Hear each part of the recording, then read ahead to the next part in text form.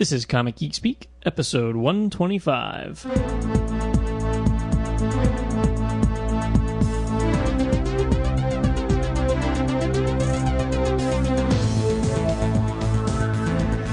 Welcome to Comic Geek Speak. I'm Brian Deemer. And I'm Matt.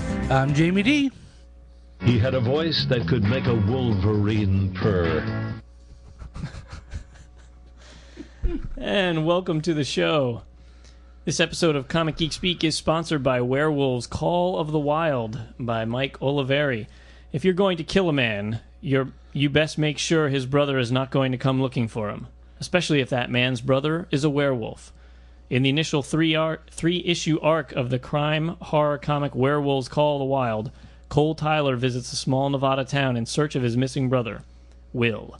After a hostile welcome from the sheriff and the local townspeople, Cole launches his own investigation and learns Will may be the victim of a deadly secret related to a string of grisly murders. But Cole's got a secret of his own, and he's about to unleash it on the culprits. Werewolves Call of the Wild is written by Bram Stoker award-winning author Michael Oliveri, illustrated and lettered by Joe Bucco, and published by Moonstone Books. Each issue is full color and features 26 pages of story. Look for issue number 1 on stands this month, and issue 2 can be found on page 312 of this month's previews. Order code APR063266.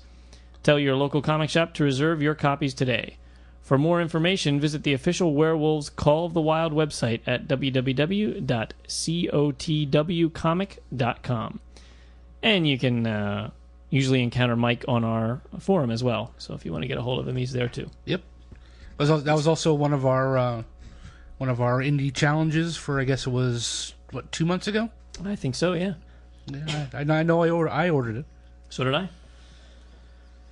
I want to remind everyone that this month in April, we're making a big push for Podcast Alley votes.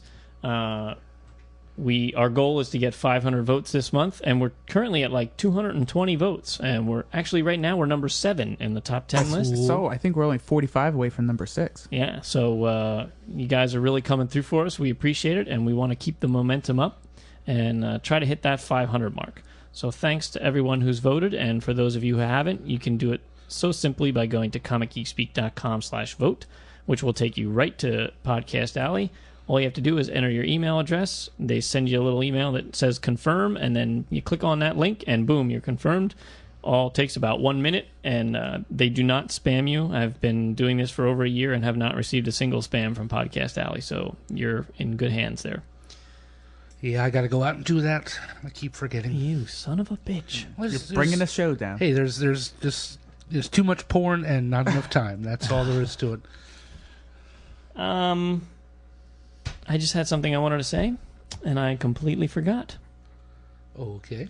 We did get a bunch more postcards, and I am actually, while we do the show, I've been scanning and preparing postcards for the gallery on the website, so they'll be up by the time you hear this episode. So I appreciate everyone who's mailed us postcards, and you can see them in the gallery. But there was something else. Did you ever get... Oh, What? Well, go ahead. I was going to say, did you ever get our photos up from the 100th episode? Yes, I did. Okay, so they're on the site as well? On Flickr. Yep, Okay. That's right. They're part of the gallery now. Which is actually really cool. I went through that, and I really like the way that works out now. Yeah, and the fans have been adding lots of stuff to the public CGS Flickr site as well, and including a lot of people were scanning in the sketches that they got at the various conventions. Oh, I'm glad. Where is that? If you just go to Flickr, I think I put a link. Did I put a link? Maybe I didn't. I think I only put it in the. I have to put a link in the gallery. I'll update that tonight. I'll put a link in the gallery page to the public CGS Flickr gallery. Cool. And there's also one for fan art too, that they can do the sketches that they themselves have drawn. Damn it! There's still something I'm forgetting. It's gonna kill me. Well, you got something in the mail. Yeah, I came in today and Brian hands me a Marvel chess set from Smazd. He said hopefully Jamie enjoys it, and I definitely will. I want to thank you very much. It's actually pretty cool. I had seen it before in one of the stores. It's kind of a cross between regular Marvel and a little bit Ultimates. They use like Ultimate Jean Grey and Ultimate Wolverine, and then you have like the regular Cap and Spidey and so on and so forth. But yeah, I'm definitely have to sit down now and play some chess. I haven't played in quite a while. A little rusty. I think Brian was actually referencing your mail order bride. Oh, her, yes. I keep forgetting about her. Yes, Fong Li, who I got from the Orient. She loved me a long time. Fong Li D? Yes. Is there handle? Yes, that will be her new name. That will be her married name. Yes. No, that's not even close. Yours came from Turkey, right? Yes. She was actually Russian, and no.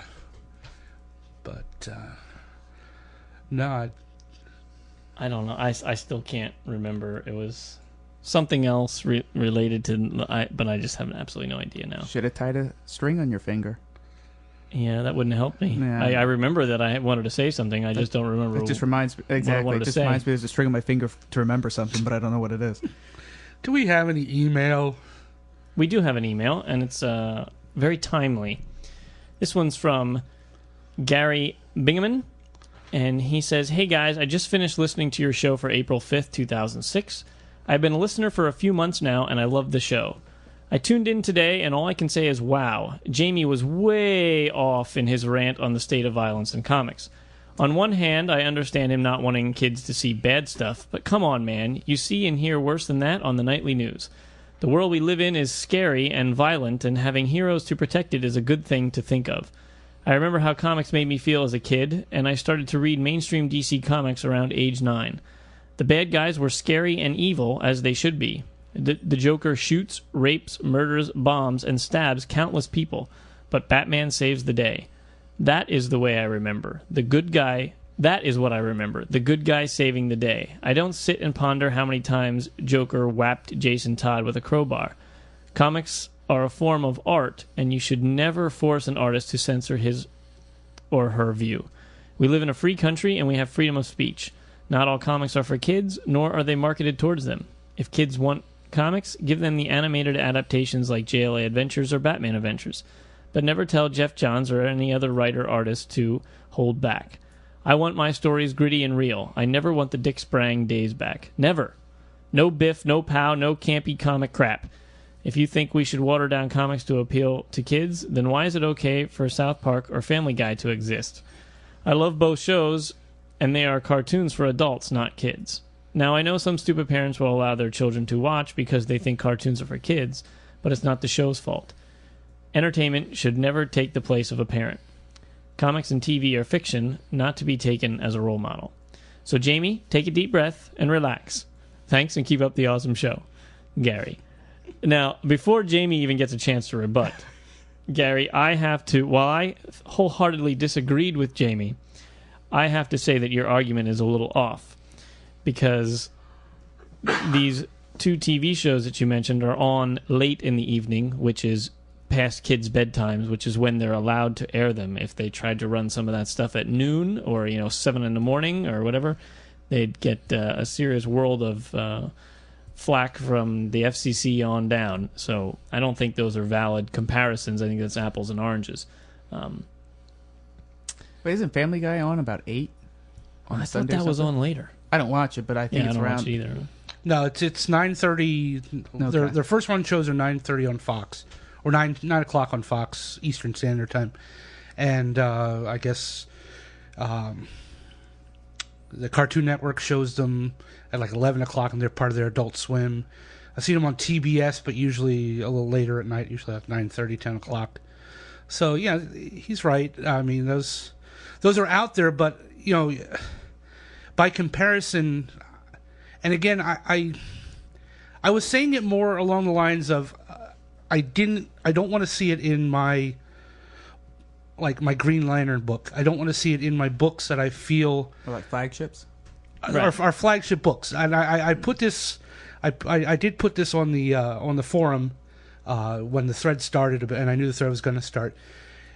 I am more along the lines of, I feel that there are books out there that they can do this in DC. There are plenty of books out there, and I'm not talking about Vertigo books. I'm talking about more of the gritty, a Green Gotham Arrow, Knights or something. a Gotham Knights, like I said, Green Arrow, Manhunter.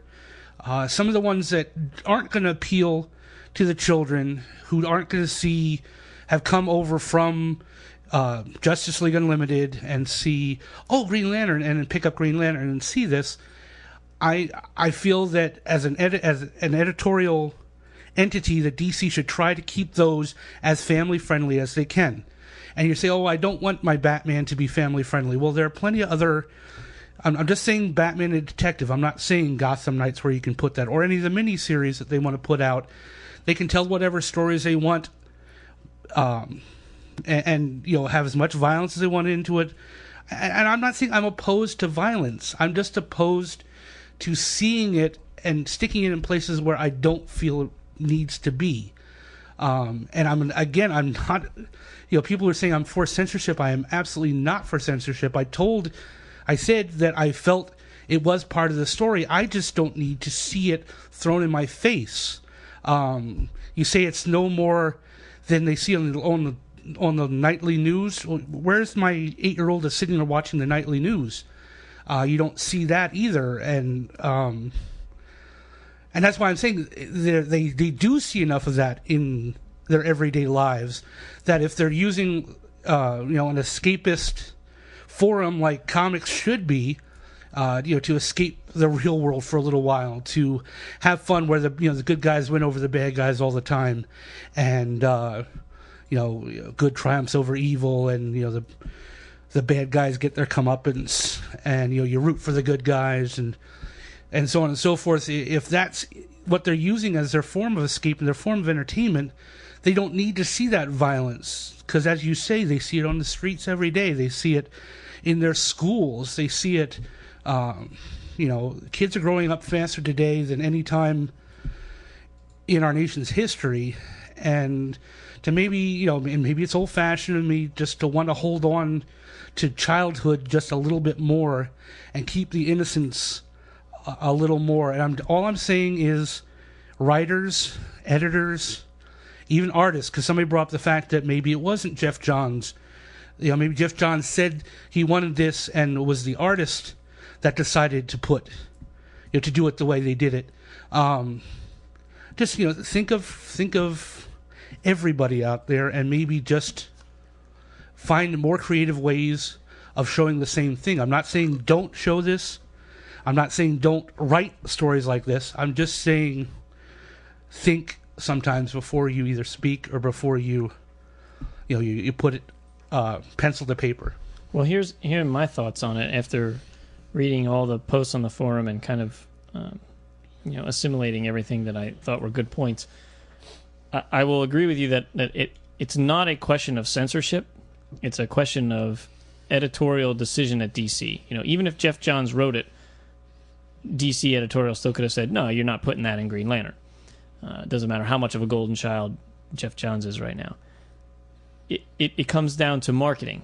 And DC right now clearly is targeting their comics to older, existing DC fans. Mm-hmm. They don't appear to be interested in selling to new people and to kids. I mean, no freaking 8-year-old would have any idea what the hell Infinite Crisis and all this stuff is. Yeah. Like, their head would explode. They would just put it down and walk away and go play Nintendo again. I mean, some people that are reading it for years, their heads are exploding over it.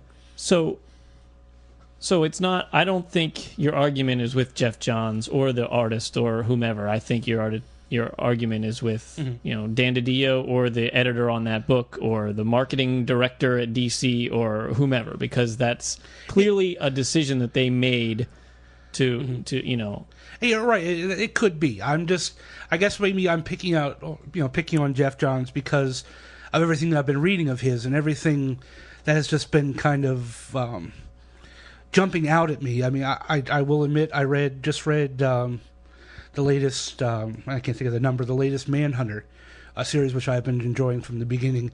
And again, they do something rather graphically that I looked at and I was like, But then again, like I just said, I realize Manhunter isn't probably a book that you really have to worry about your child picking up. It's more of an adult, a more mature themed book. So I kind of let that one go. But then again, and I won't talk about it now. I'll wait till we do our Infinite Crisis episode number 6. But there's a huge. I mean, I'm sitting there reading it. Go, there he goes again. Did something. I mean, and it's probably the scene I love the best. It probably is because Matt, you're a sick bastard. But I won't deny that. It just made me, go, well, there he goes again. And like I said, you're right. I should probably be railing more against the editors and the people that are allowing this to be put into our books than the fact of just one artist or one writer doing it.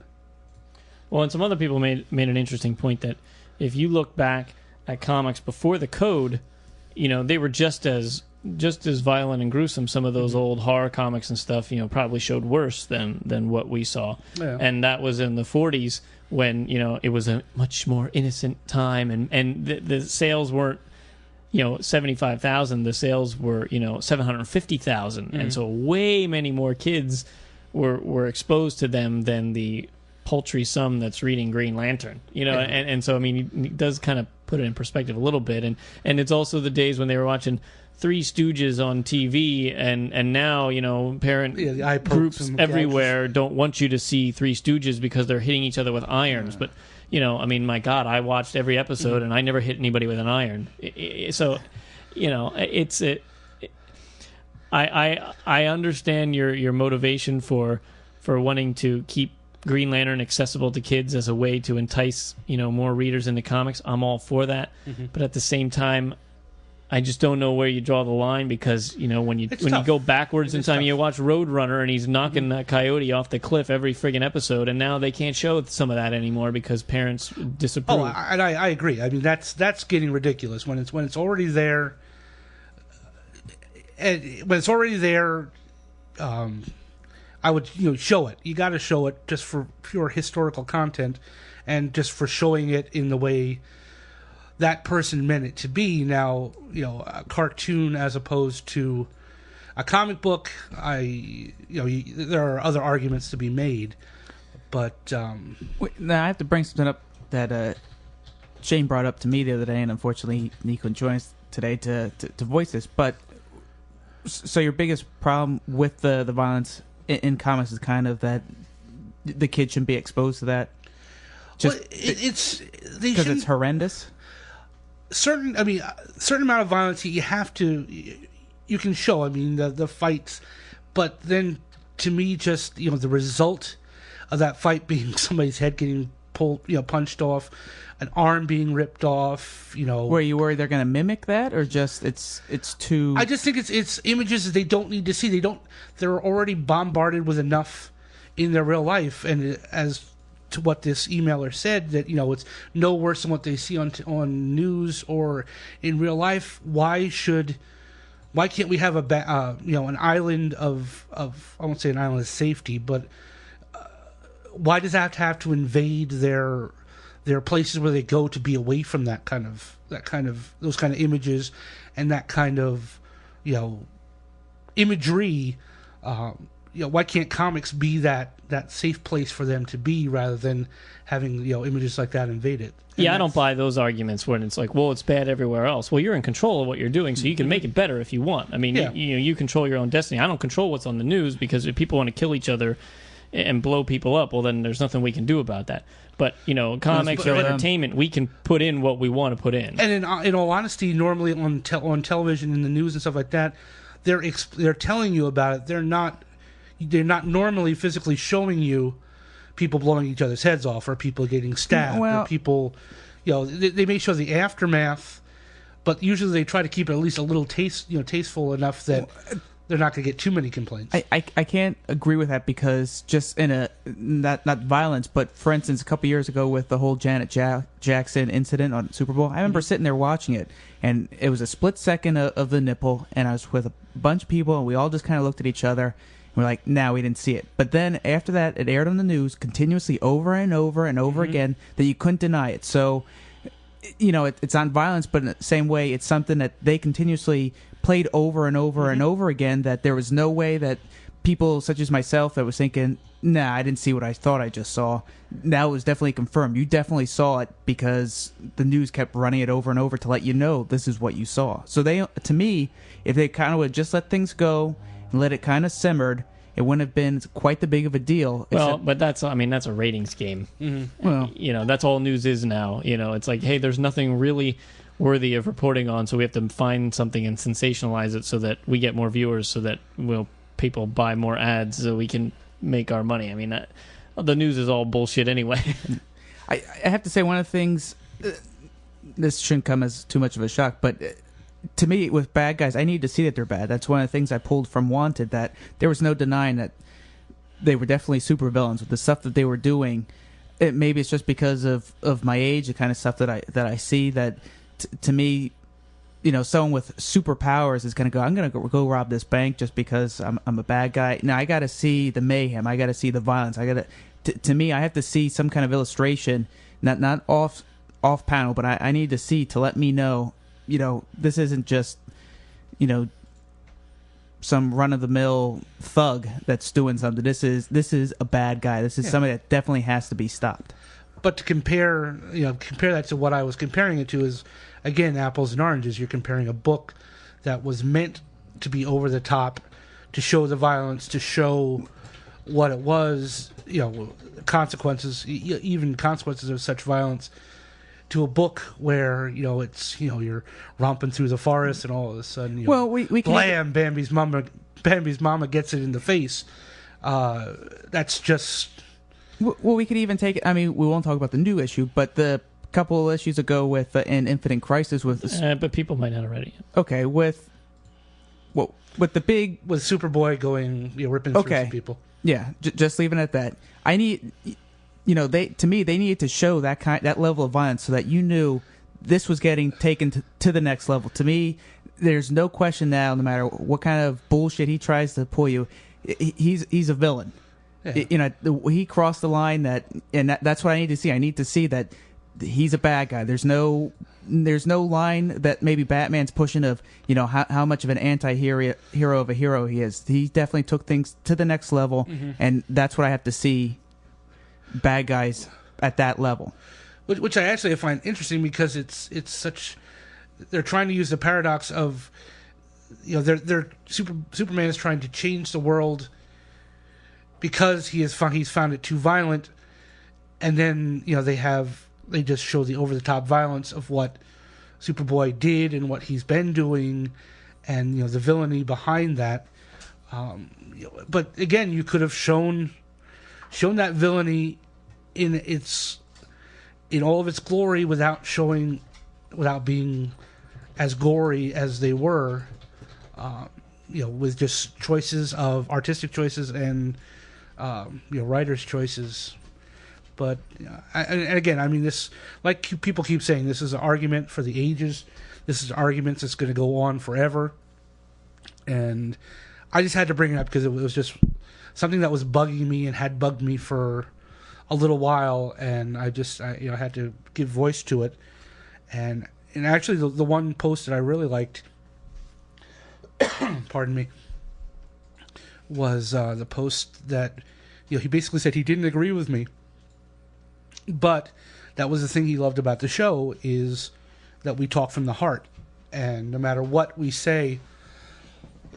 Not Matt, but Matt has a script over there. Yeah, I was going to say, you just read that because it was the script I gave to you for the day. Yes. But no matter what we say, we're saying it from the heart. And honestly, this is no bullshit. This is just, it is the way I feel, so. All right, so, in other topics, Matt, yesterday you went to a comic store, didn't you? Yes. The big 24-hour, 50% off extravaganza that was Wild Pig, I believe. Yes, Wild Pig 2. I was they had a huge cutout of Sarah Michelle Gellar. When I drove by, I was like, "Oh man, that's what caught my attention." So I'm sorry I missed the sign, but that catches my eye every time I see her. But I'll tell you what, it was a nice setup. I got recognized even though I had nothing CGS related on me, which is kind of weird because for two reasons. One, it kind of diminishes my goal of dying as like some barely notable person. You can no longer go in to blend into the shadows anymore. Yeah, and the other one is people get to see what kind of a douche I am, because when they start getting conversations with me, I'm like, yeah, Shane's right over there. Hey, look over there. But I picked up a ton of stuff. With 50 cents, I was able to get try to fill in some of the runs I was working on and trades. I loaded up on trades like you wouldn't believe. And I have to say, one of the good things that having a 50% off sale does, and having a well-stacked trade paperback, is it got me to pick up things that I would have normally picked up, just because I thought, 50% off, I'll give it a shot. I picked up a couple. Should I just read down the list here a little bit? Yeah, do it. All right. I picked up Essential Daredevil Volume 1, Essential Werewolf by Night Volume 1, Essential Iron Man number 1, Volume 1. They were there. I thought, if you're going to read these characters to kind of get an idea of who they really are, you might as well pick up the Essentials, 50% off. You can't go wrong there. I got the League of Extraordinary Gentlemen, Volume 1 and 2. The Wonder Woman Hecate trade. Teen Titans Judas contract that Peter always seems to tell us about. Avengers Forever. That is good stuff, though. You will enjoy it. The Judas contract? Yep. Avengers Forever, for no other reason than you guys talked about it so much, and I know we tried that, trying to get that for different reasons, and always kind of failed out on that. Locating it, that always seemed like a good read. I've never really read any JSA, and they had a trade that just Darkness Falls that I was like, you know what? It's a pretty good one. Yeah, it's a good one. They had a bunch of them. I just thought, I'll pick one up and give it a shot. I kind of like the title. So, I have all of them, so if you want to borrow any other ones, you're any other ones? Yeah. Okay. I mean, because I know we did a spotlight on once before, and I couldn't really contribute because not really. I know who they are, but I'm not familiar with their books. Earth X, which I heard some good things about as well, and then I broke down and got a Justice League Batman statue. Actually, after I left, I was like, damn, I'm going to go back in and get it. So, because it was, I got it for basically, it was $45 after the 50% off, and I thought, there's no way I'm going to get that anyplace else. And it was something I was looking at for a while, so I wound up going back and picking that up. How was it? Was it well attended? Yes, it was very well attended. Oh, I thought so. I don't know about how from the other years, but they were wall to wall. Every time it seemed like every 10 minutes when I walk around the store, toys or trades I saw up in the wall were gone. It seemed like it just kept dwindling down, and they just kept bringing it out and trying to refill what they could. They would take some of people's piles and just put them in different areas of the store, so you didn't have to carry your stuff all around. It's amazing to think they took people's piles. Yeah. Exactly. Piles and stuff. I mean, they had empty boxes there that you could put your boxes into on your way out because the plastic bags weren't going to hold some of this stuff. They had tons and tons of their dollar bins, which were 50 cents. They had tons and tons of stuff. I was looking for the Infinity Gauntlet trade paperback, which they didn't have, but I found all the issues there. 50 cents, it's cheaper than the trade, and I just want it for the story. I don't really need the trade beyond that. They had a couple other Iron Wars number 2. I read the first one. They had most of the issues. I was like 50 cents. I can't go wrong. So then if I have to pay, $1 or $2 for the couple remaining parts, that's not that bad of a deal. Yeah, you don't even mind paying full price if you paid 50 cents for over half of the series. Yeah, exactly. So and to me that's great because there's stuff that I wouldn't have picked up, except it got to the point where I was waiting for Shane to kind of go through his stuff, and I'd just start looking through a 50-cent bin. I'd be like, oh, this looks like a good issue. Well, so does this one, and this one, and this one. So I would just go back and load up. Cool. Were there any other CGS fans or people there? Sean from Ireland, Irish lad, I believe is his handle on the forum. He was there, and got to meet him. Yeah, got to meet him. Cool. He was a nice guy. Chit chatted a bit there. I'm not sure if he picked up how much he picked up. I saw him there for a little bit. He said on the forum he had over $200, which in euros in Ireland, then at full price would have been $400 here, and then in euros it probably would have been like $450. No, $500. So he saved like $300, €300 for him. He saved, which is I know. I wound up spending $153 after the 50%, and I came back with a nice sized box of stuff. I was just almost done with my trades that I had picked up over the past year, reading through those, and now it's to stack almost a foot high of well, it's taller than that because the essentials that I have to spend time and try to find time to read those. Yeah, I'm actually kind of glad I didn't go because I absolutely know I would have spent money that I don't have on stuff. I mean, as it was, I had Shane pick up a couple essentials of the Amazing Spider-Man, which he said he got, and but that was, to me, that was nice enough. To get 2 essentials for the price of 1, I can live with that. You know what? And it got to the point where I almost had to pull myself away because it was. I didn't go in there with the intention of picking up the stuff I did, and a lot of stuff I just stumbled upon thinking 50% off. I'll give it a shot. There was a bunch of essentials that I saw. I almost picked up the Wolverine Essentials Volume 1 just because I was like, the first, I think, 25 issues. Why the hell not? But there was a couple of those I had to just walk away from because I could have stayed there for another hour and just kept going through their stuff. Cool. I'm very disappointed I couldn't go. Yeah. It was a good time. We had Burger King on the way back. Well, that's exciting. Well, damn it. Did you get a crown? Baby. Oh. That's a story for another episode. Dancing around with a crown. So what do you got there, Jamie? I got the newest Entertainment Weekly, and it has a nice Superman cover. And I just got to thinking, just wondering what everybody's thoughts are on, I guess, the two biggest, actually the 3 biggest comic book movies coming out this summer. X-Men 3, Superman Returns, and I guess Spidey 3. That Spidey 3 comes out, right? That comes out next year. Next year? Okay. Ghost Rider's later this year. Then don't worry about that.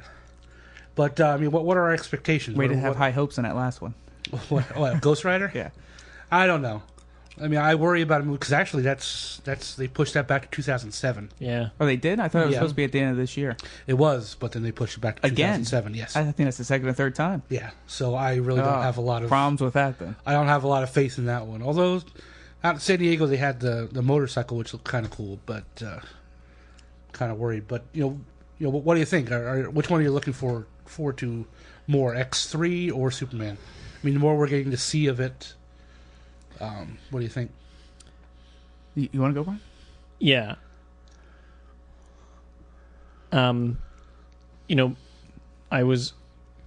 It's hard for me because because I lean more towards Marvel, but there's something you just can't deny about Superman. I mean, he's it. He's the superhero, and that freaking trailer is just, every time I see it, I get goosebumps. Mm-hmm. Every time. It's not, I don't even think about it ahead of time. They start playing that friggin' music, and bam, when I was in V for Vendetta, and that trailer comes on, it was like, oh. And, it's Bryan Singer, and he just doesn't make a bad movie, and then the more I'm seeing of the trailer of the X3, I'm like, I don't know.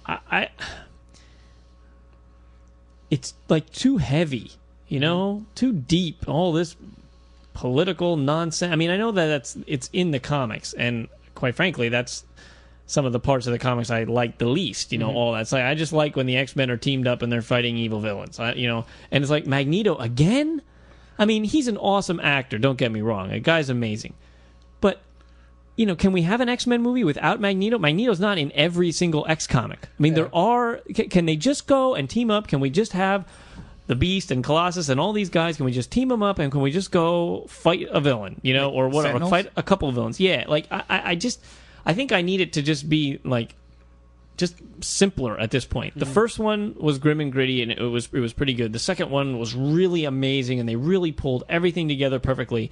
And I think now they're just trying to like one up the third one, and I don't think it's going to work. I think I just think they needed to make it simpler. Mm-hmm. I think they got the heavy duty stuff out of the way in the second one. That was pretty intense. and now let's calm things down a little bit, and let's go back to old-fashioned superhero fun, and let's just have the mutants team up and have a big throwdown fight, for an hour and a half or 2 hours, and then it'll be a great movie. But I guess I just want more on-screen mutant time. I want less of this, other stuff, and the things that they're showing me in the trailers don't really look very good. I don't know, it's not working for me. Peter said he thought after he saw the trailer, he thought he was going to like it more than before he saw the trailer. Mm-hmm. But each trailer I see makes me get less and less excited about it because it's not working for him. I don't know, whatever they're showing, it's not working. I'm worried without Bryan Singer directing it. Well, that's exactly it. It was the dark and gritty vision was his, and now someone else is trying to do his vision, and is it going to work? I don't know. I'm not saying it's going to be bad. The previews don't look good to me, and it could turn out to be fantastic, and I certainly hope it does. Yeah. But it's not where I would have gone with that movie. I don't know. I'm kind of the opposite. I mean, I think the previews get me a little jazzed for it. What I'm kind of worried about is the fact that they've dumped a whole bunch of new characters in on us again without subtracting any characters. I mean, if they want to give me the Beast, and they want to give me Angel, and they want to give me Juggernaut, and they want to give Shadowcat, Kitty Pryde. It seems like they want to bring back, they're not going to let Jean Grey dead. They're going to bring her back. And I'm not saying anything that hasn't been in the preview, so I don't want to hear any crap like, "Oh my God, I can't believe they brought Jean Grey back." Well, Christ, she was in the first preview. So and posters all over New York. Yeah, posters all over New York too. So they're bringing all these characters back, and I think they're almost doing a disservice to some of the characters that have been there. I mean, now granted, I don't really need to see a lot of Halle Berry, but I'm talking about a character like Cyclops, who was not, I won't say really big in the first one. He had a half decent role in the first one. If you look at the second one, he disappeared. Barely there. He's barely there. Now I think there may have been scheduling conflicts with him, and that's one of the reasons he was kind of off there. But again, in this one, it looks like he may not be there again. That's awesome, because Cyclops is like the most uncool X-Man of all time. Well, I know, but he's still the leader. I mean, it's not. This isn't. Yeah, he's always the leader of the X-Men. He's also in Superman Returns.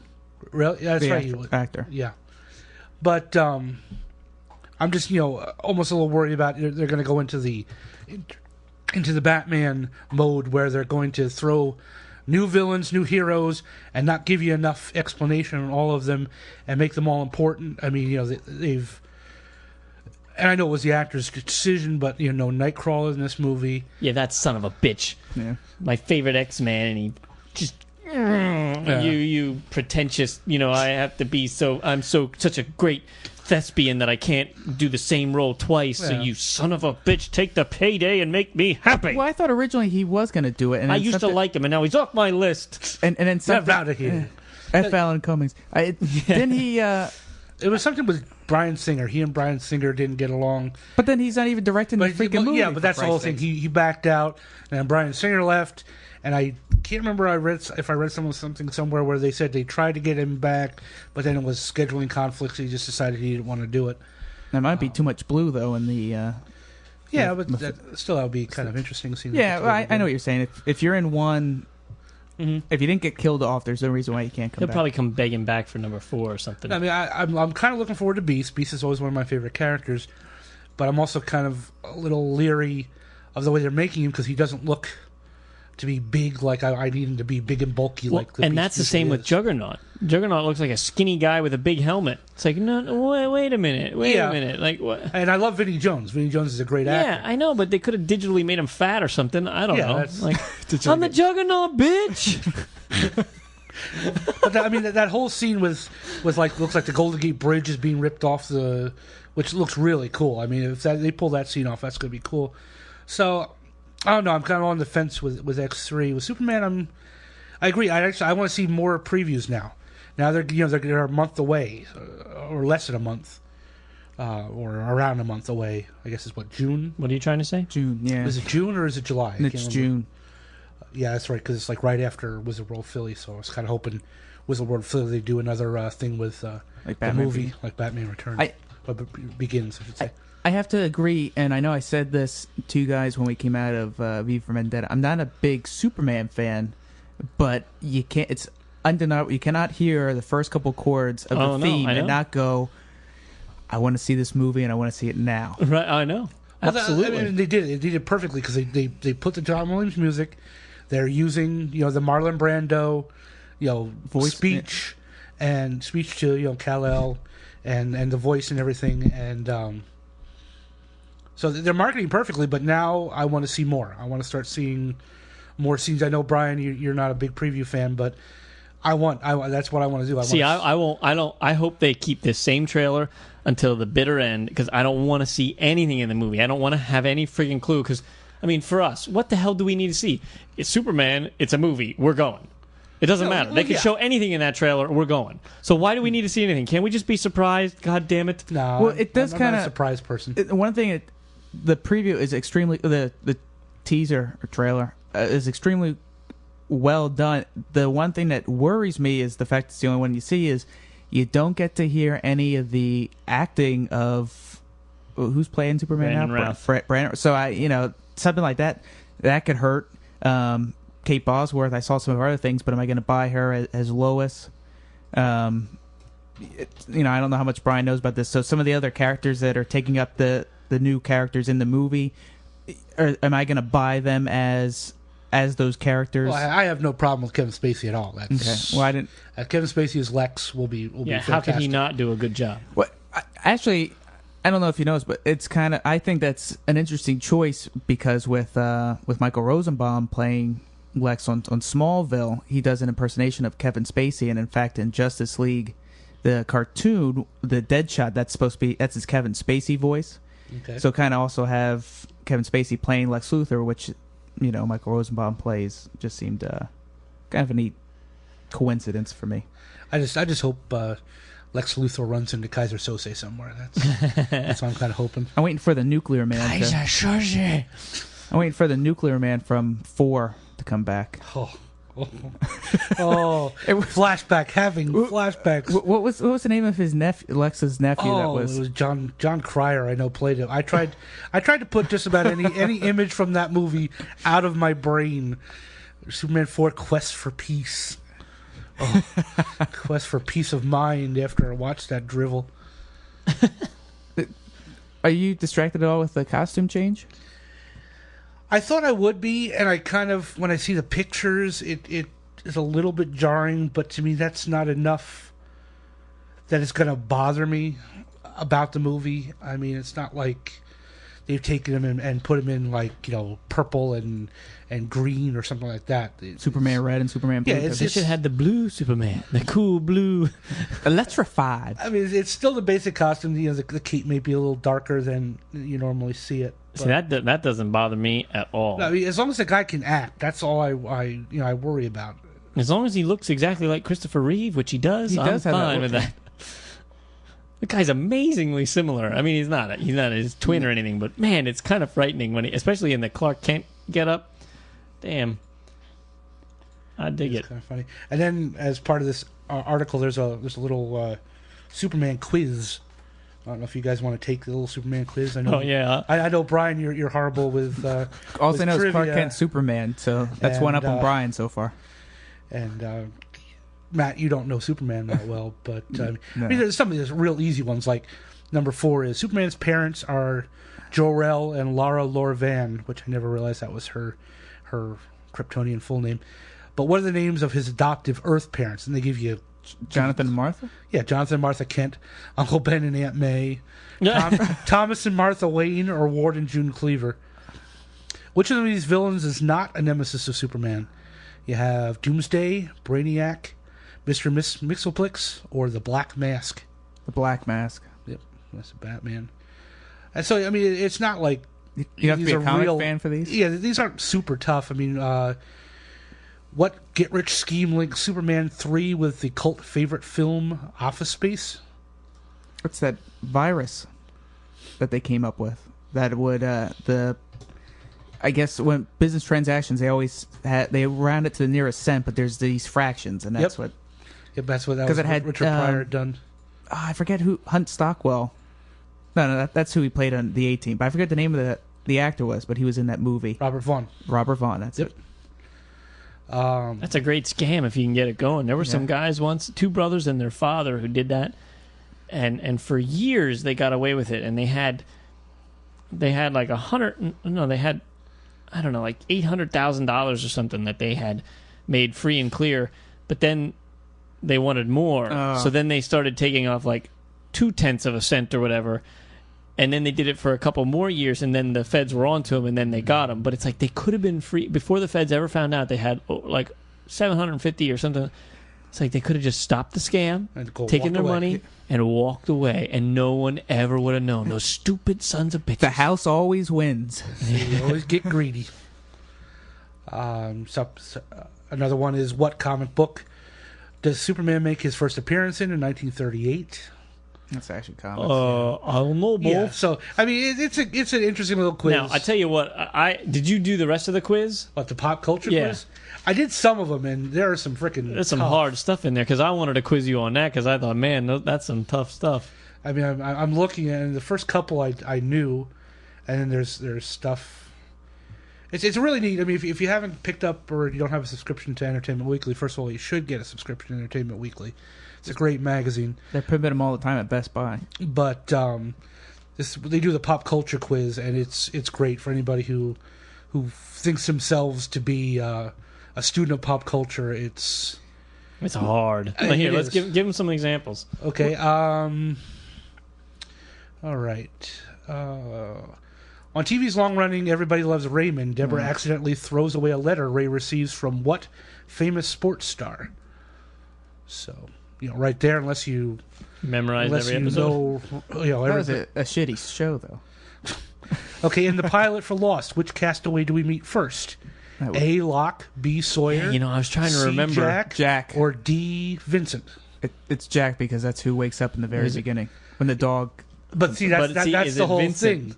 I thought that too. I was like, I was watching it. I just rewatched the pilot where they just shown it recently, and I thought to myself, was it Jack or do you see the dog first? It should be Jack because it was his eye. But you are right. It is Jack. We meet Jack first. Again, the weakest the weakest character on the show. Yeah, Jack. Yeah, to me, he's Cyclops. Boring and one-dimensional. I feel that about that Hurley. Oh no, he's the best. I love him Hurley. and Locke. Gotta love Hurley. Hurley just gets on my nerves sometimes. Love the fat guy. Always love the fat guy. Just some others. Fill in the blank on TV's critically acclaimed 24. CTU stands for Counter-Terror Unit. Yep. Counter-terrorism. I think it's terror though, isn't it? It's counter-terrorist unit. It is. Who's the blonde there? Bonus. Scrubs star Sarah Chalk got her big break on what other Roseanne. TV sitcom? Okay, if you say so. Because she played the replacement Becky. The fact that you know that scares me. Because there was a special on those Hollywood behind the scenes. What was the name of the paper supply company David works for in the Golden Globe winning original version of The Office?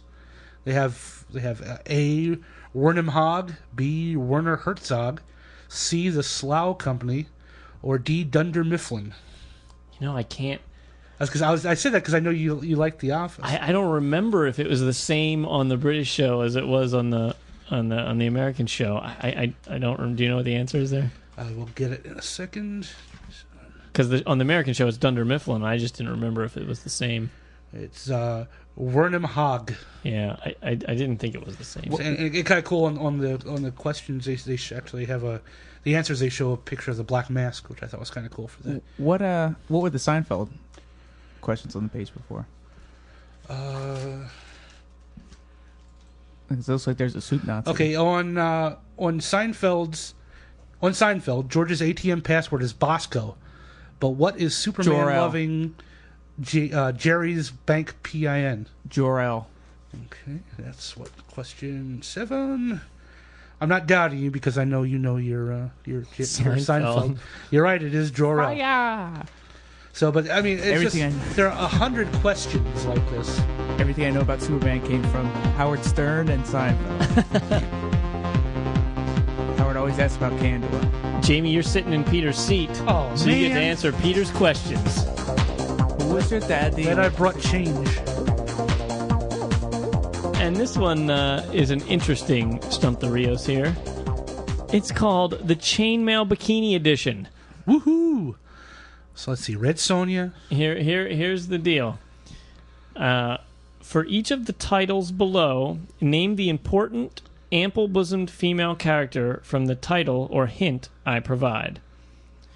Now, he's got 3 questions, but the first one's in 4 parts and the second one's in 3 parts. So I don't. This is the SATs. No one seems to understand the concept of 3 questions. But anyway, we'll continue. I have to say, it's We'll a good play thing. along. Good thing these questions weren't directed towards Peter. Well, that's why I saved this one. Okay.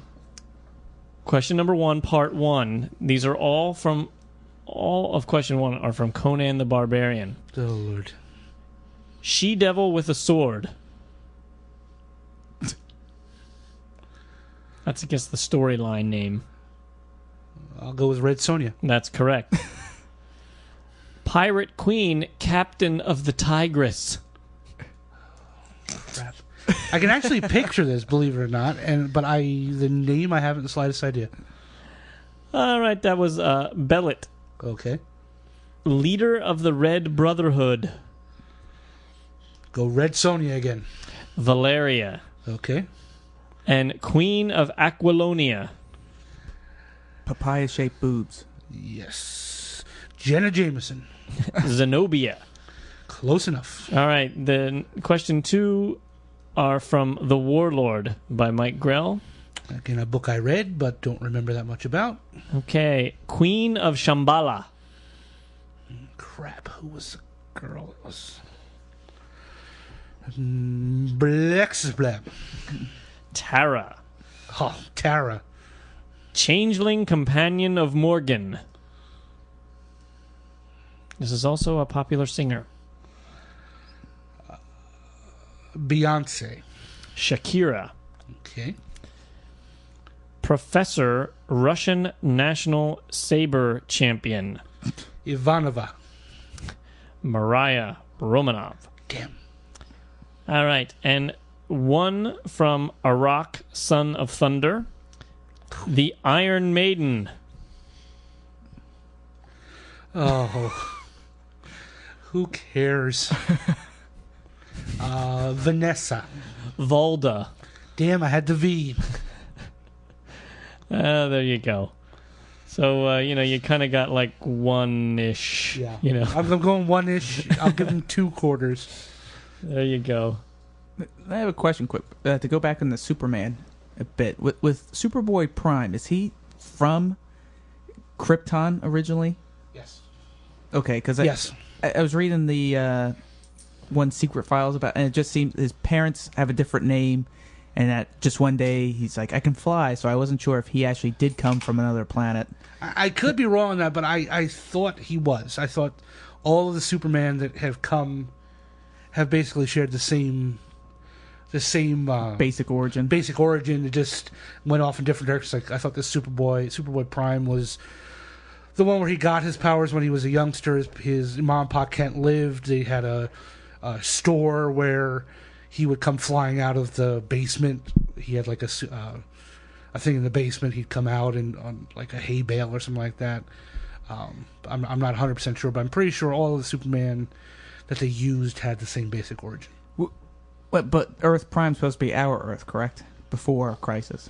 Yes. So I think so in actuality, even our Earth's supposed to have a Superman. Yeah, I mean our Earth had a Superman that was Superboy. Well, it was Superboy, but actually the Superman, if I remember correctly, Superman that we have now was the one from Earth Prime, or was that? Don't ask me. Ask Peter. Because hold that for when we do our Crisis episode. Earth Prime is different than Earth 1. Yes. Okay. Yes. Because Earth 1 had all the old time. So that's Superman with the gray, that he was from Earth 1. I thought he was from Earth 2. Or 2. That's why. Stop asking me these questions. That's why I always hated the multiverse. Oh, crikey. Let's do some voicemails here. All I've got to say is, God save the Queen. Thank you. All right. Idly ho, geekerinos. This is Matt Park, or Zumbini on the forums. and I was just calling today to talk about probably one of the more underappreciated books that Marvel is putting out right now. And that book is Cable Deadpool. Now, wait, I know you're all going, oh, geez, God, Cable, worst of the 90s. Don't let me anywhere near it. But actually a really decent book. It's written by Fabian Nicieza or whatever, the guy who originally created Deadpool, I think, with Rob White. And it's this weird sort of buddy comedy book. I know, you think there's all this huge backstory of Cable and whatnot. He's just distilled it down to the basics. He's from the future, wants to create a better world. All you need to know. No Cyclops' son and Apocalypse and Fire and all that other crap. Nice and simple. And Deadpool, he's the merc with a mouth. That's it. One of them's serious, the other one insane. And it's really, really good. Like, it's funny. It deals with nice little places of the Marvel Universe. And in one arc, Cable gets his telekinesis gets amped up to ungodly levels, and he creates his own little utopia, trying to inspire everyone else to come there. And, of course, all the other governments of the world get pissed off at him and send all the other superheroes in because he's destabilizing the world. It's an interesting book that actually takes a look at what happens when you have someone incredibly powerful who genuinely believes that that he can be responsible for changing the world for the better. But he doesn't do it in a megalomaniacal way or all that. So And, he gets Deadpool right. Deadpool's hilarious. He's got lots of fun guest stars and all this other stuff. So I would really recommend just trying it out for a couple issues, seeing if you like it, because it's actually probably, it's on the edge of cancellation. So, by the time this actually gets on air, there might not be a problem. But just give it a try. You might actually find out you like it. See ya. Say, try it. You might like it. Anybody reading that? No. I'm not reading it at the current time, but there is a guy over at the Golden Eagle who reads it who swears by it too. He says it's a lot of fun. So I've never cared for either of those characters, so I don't know, guess stay away from it. All right. Well, we got one more voicemail here. Hey guys, it's Mike Lewis, Iculus on the forum. And I'm sitting outside my daughter's piano lesson again this week, waiting for her to come out, and reading a couple comics while I'm waiting. I'm about halfway through the second volume of Animal Man. Brian, I think of you when I pick up this book, because I'm sure that you've read it several times by now, right? I'm enjoying it. Knowing where Morrison's going with it, it makes it a more fun read. I remember flipping through this at the time when it was on the stands, and it didn't do anything for me at the time. That may be partly because I was so much younger then. I had very different tastes, but also because I have the benefit of hindsight now, knowing where this is all going to end up. So I am enjoying that trade. I also just got done reading Jonah Hex Issue 4, and while I didn't enjoy it as much as Issue 3 that had Bat Lash in it, it is a fun read. I'm really liking these done-in-one stories that Palmiotti and Gray are doing, and Luke Ross's art is just beautiful. So I want to hear your thoughts if any of you are reading Jonah Hex. And, Brian, I'm sure you can give us a panel-by-panel, blow-by-blow on what you think about the second Animal Man trade. Take care. Thanks for the show, guys. Is the operative word there blow? Yeah.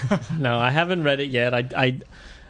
I told everyone I do want to read volumes 2 and 3. Bullshit.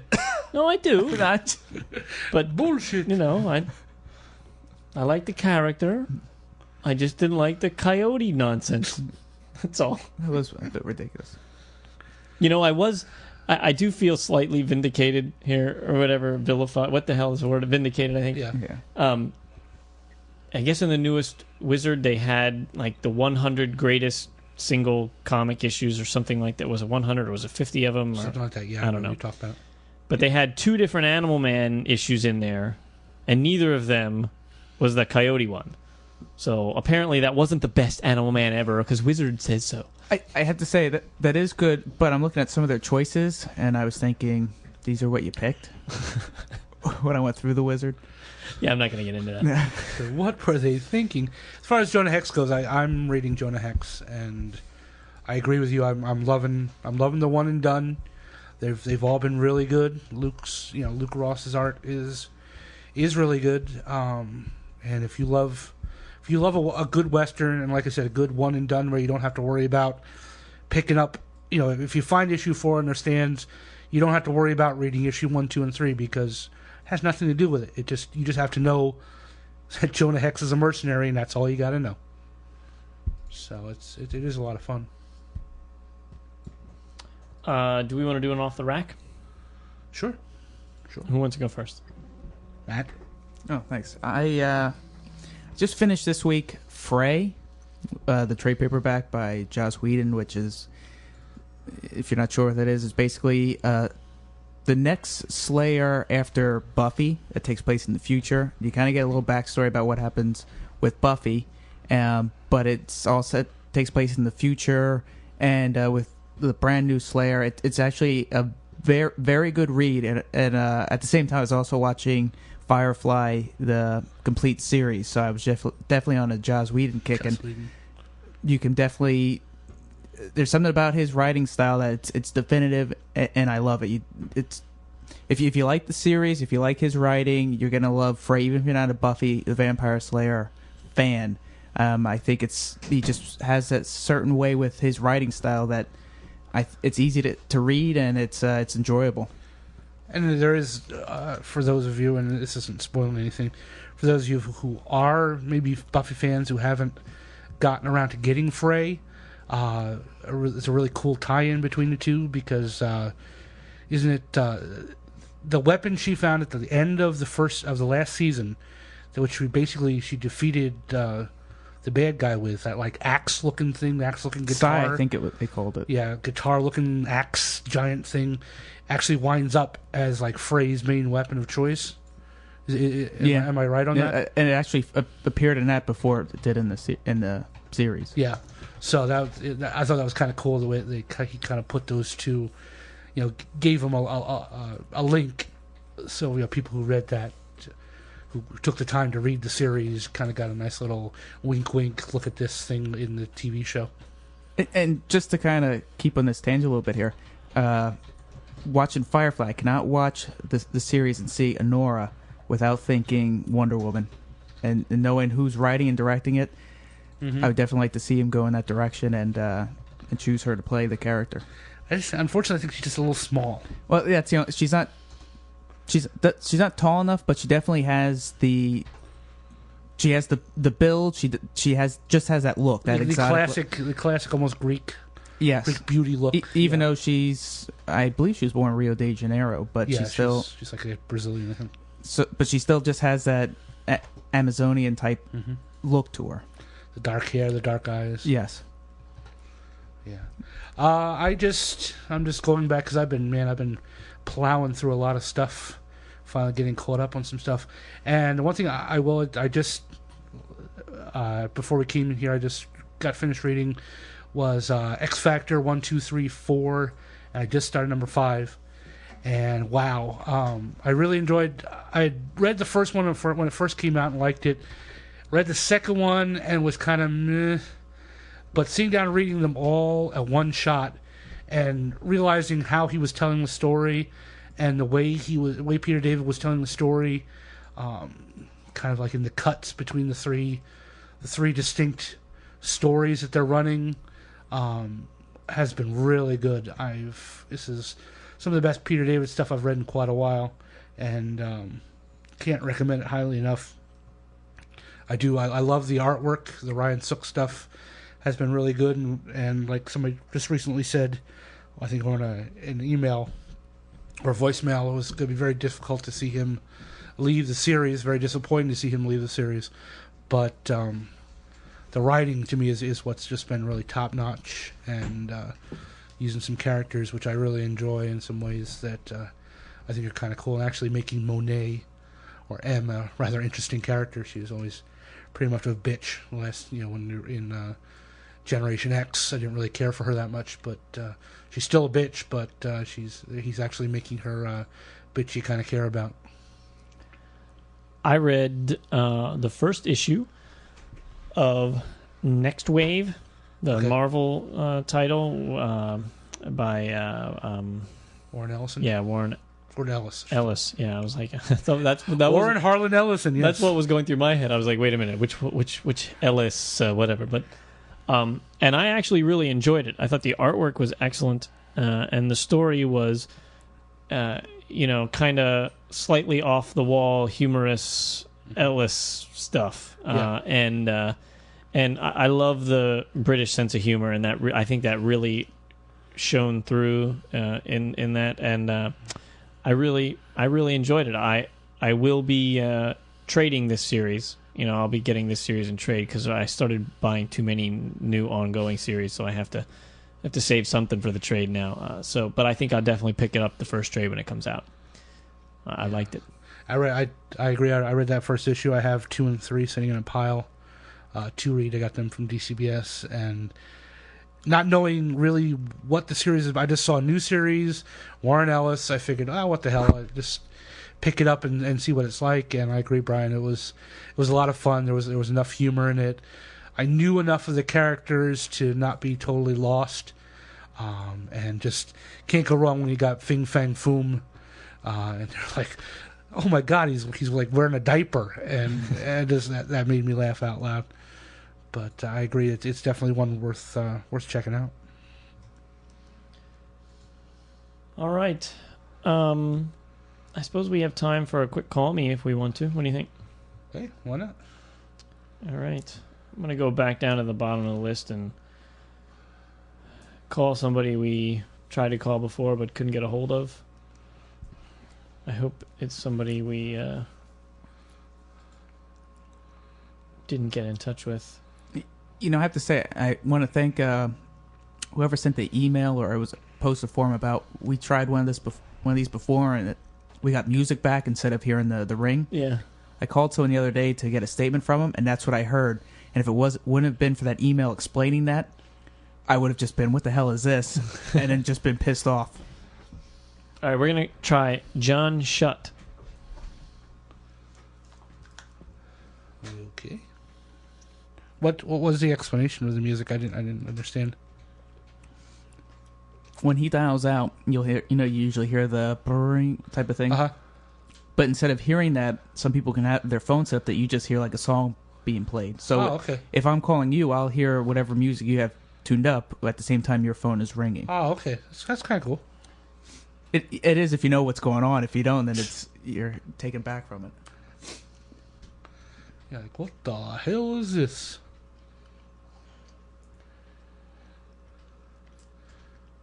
But I also just got done reading a Y the Last Man trade, which was actually pretty good. Okay, John, if you're out there, you looks like you have to send your phone number to us because maybe it changed because that's not going through. Okay. Did you read the new Blue Beetle? I have it to read. I haven't gotten a chance to read it yet. I finished reading that. I'm not. I missed the. We're going to try John again because I had the wrong thing plugged in. I'm still trying to get this VoIP stuff set up and it's not working yet, and so I was getting some weird messages. God! Don't! I don't know. I wasn't impressed with it. Okay. Well, that doesn't make me feel all that great because I wasn't looking forward to it going into it, but it was 75 cents. So yeah, that's why I picked it up. The hero bit seemed interesting, but maybe I really don't. It's another one of those teenagers that gets these powers, and that you have to put up with their shit school life. I'm just like, I don't care about this. Yeah, we'll have to call John again. I got the answering machine. I couldn't even flip it over to the computer. It picked up immediately and went right to his voicemail. So we're going to try somebody else. We're going to try Tyler Hilton. The singer? Or the brother of Paris. Mm.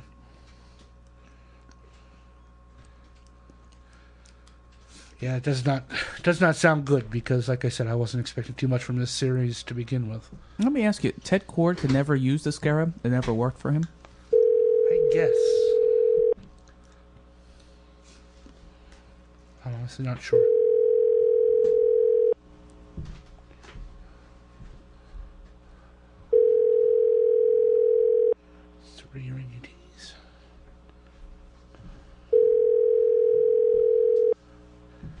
Hello, this is Tyler. I'm either away from my phone or in a meeting right now. Please leave me a message and I'll get back to you. Thanks. At the tone, please record your message. When you have finished recording, you may hang up or press 1 for more options. To leave a callback number, press 5. Oh! Great Odin's Raven!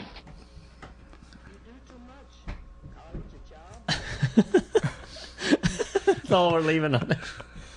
So now he thinks Ron Burgundy called him. And the beauty of this is, he sent us this thing over 5 months ago. He might not even listen to the show anymore. Now he's just going to have this obscure comic reference on his voicemail. Great Odin's Raven. Oh, that's funny. I get a kick out of that. If nobody else laughs, Brian laughed. That's right. And you know what? Then it was worth it. No more call me's for the night. I'm satisfied with that one. Do we have anything else, or is that a wrap? I would say it's a wrap. Okay. I got nothing else. I'm spent. Let me pull up the thing here. A reminder that this episode was brought to you by Werewolves Call of the Wild, written by Mike Oliveri, penciled by Joe Bucco, and published by Moonstone Books. If you're going to kill a man, you best make sure his brother is not going to come looking for him, especially if that man's brother is a werewolf. Issue number 1 of Call of the Wild should be on the newsstand already, and issue 2 can be found on page 312 of this month's previews. So hurry up and order your copy today. And once again, their website is www.cotwcomic.com. And Mike is a frequent visitor to our forum, so you can also get in touch with him there.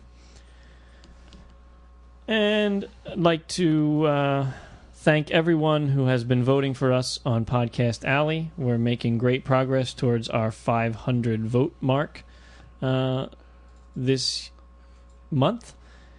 And we didn't do a reminder that this month's Book of the Month Club selection is The Life and Death of Captain Marvel, which you can get from InStockTrades.com for 40% off. So please do that and join us at the end of the month for that discussion. And our website is comicgeekspeak.com, and you can send us an email at comicgeekspeak@gmail.com. And to leave us a voicemail, it's 206-888-4805. Big thanks to UpAllNightGaming.com for hosting our website.